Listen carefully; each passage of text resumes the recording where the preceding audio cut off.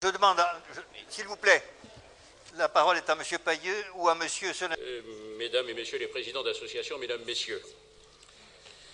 Un mot donc tout d'abord sur le groupe de travail en faveur du prolongement de l'autoroute A12 par le vallon du Pommeraye que j'ai l'honneur de co-présider avec M. Pierre Sélincourt ici à mes côtés.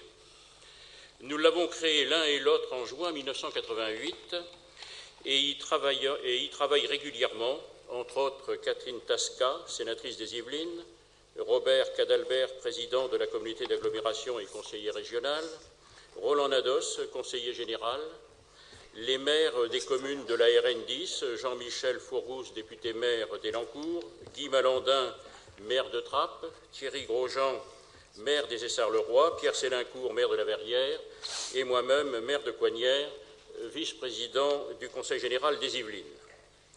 Sont également adhérents à notre groupe de travail des élus de Maurepas et du Mesnil-Saint-Denis, ainsi que 10 associations locales de défense, dont l'Ardiès, pour le compte des entreprises yvelinoises.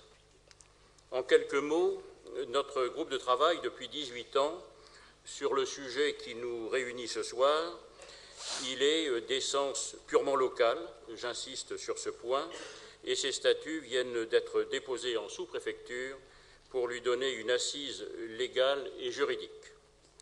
Nous sommes, nous l'espérons, enfin sur une dernière ligne droite, le coup d'envoi remontant au 27 avril 2004, date à laquelle M. Gilles de Robien, alors ministre de l'Équipement et des Transports, a réuni tous les élus concernés par le prolongement de l'A12, alors qu'il s'apprêtait à saisir la CNDP sur les 2 tracés urbains 2A et 2D. Après mon intervention au nom de notre groupe de travail, il a décidé, en fin de réunion, d'y ajouter le tracé 3C par le vallon du Pommeraye. Le 4 octobre de la même année, il est lui-même venu sur le site des 3 tracés pour entendre et dialoguer avec les populations concernées. Et puis tout s'enchaîne, il saisit officiellement la CNDP, comme il s'y était engagé. Celle-ci décide le 6 juillet dernier d'organiser le débat public. Son président nomme alors le président de la CPDP, le préfet Gilbert Carrère. Et nous voilà ici ce soir pour la réunion inaugurale, laquelle sera suivie de 11 réunions thématiques d'ici au 16 juin prochain.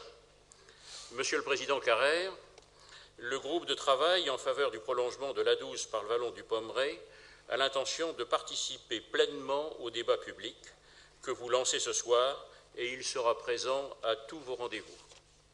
Il s'y engagera dans le respect des règles du jeu inhérents à un tel débat, un débat qu'il espère serein, donnant lieu à des échanges constructifs afin de vous permettre de remettre à M. Dominique Perbin, actuel ministre de l'Équipement et des Transports, un rapport qui, nous l'espérons, lui permettra de dégager une solution respectueuse de l'intérêt général, car dans une telle affaire, il n'y a que cela qui compte.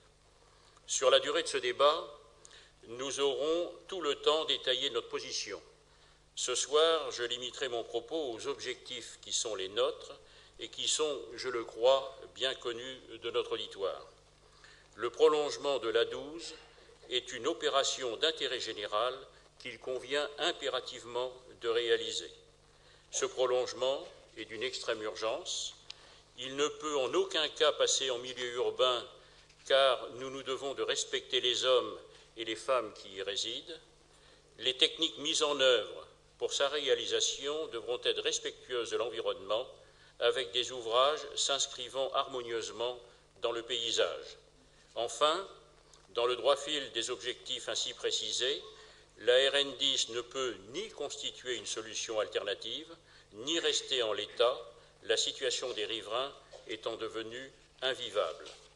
Il ne reste donc qu'une seule possibilité, un passage par le vallon du Pommeraye, et c'est ce que nous demandons. On nous objecte que nous n'avons pas besoin d'autoroute, idée que nous ne partageons pas, car bien au contraire, elle est d'une criante nécessité.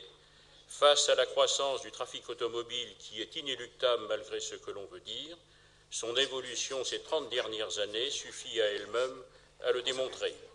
On nous dit également, ou on nous objecte, qu'il n'est pas possible de passer par le vallon du Pommeraye, qui est un site classé, ce que dément l'avis numéro 349-719 du Conseil d'État en date du 14 mai 1991, lequel conclut au contraire à la possibilité d'un déclassement partiel du site par un décret en Conseil d'État. Pour bien mesurer la portée d'une telle décision, il convient de préciser que ne sont concernés que 0,16% de la surface du site classé pour un passage sur sa périphérie, lequel ne fera donc que d'empiéter à la marge sans jamais le traverser.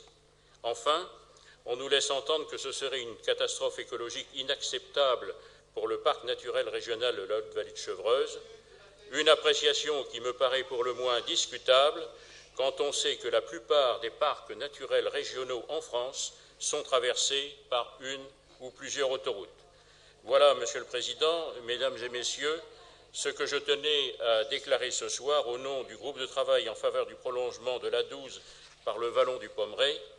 Monsieur le Président, je vais peut-être passer avec votre autorisation la parole à Monsieur Sénancourt qui co-préside ce groupe de travail avec moi pour une courte déclaration.